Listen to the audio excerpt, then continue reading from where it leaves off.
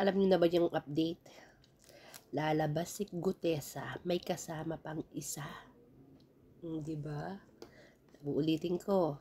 Alam niyo na ba yung update? Lalabas na si Gutesa, may kasama pang isa. Eto na lang ang tanungin natin sa mga sarili natin. Di ba? Kukuha ka ng bagman, di ba? Kapag may bagman ka, dapat sarili mo. Like, sino ba? Si Saldi ko may sariling bagman. Di ba? Sino pa ba? Sino ba yung mga anuhan? Si Amy Marcos, di ba?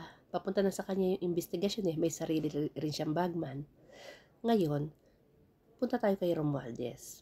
Matalino tong si Romualdez di ba?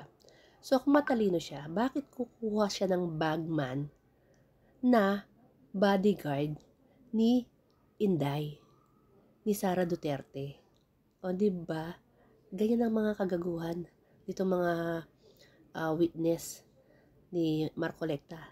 Si Romualdez kukuha ng bagman na hindi niya sarili.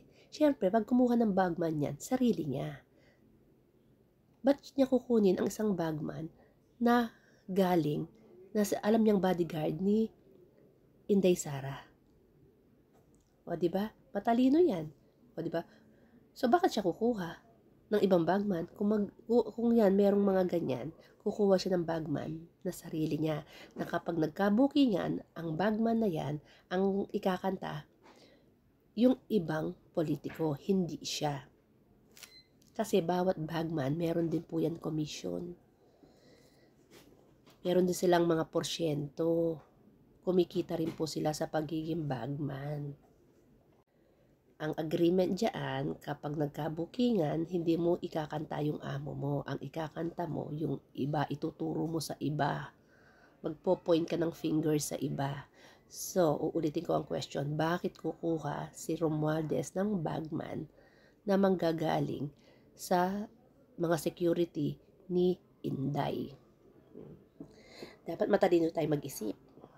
Huwag tayong gagaya sa kanila. Pero hindi ko po sinasabing malinis si Romualdez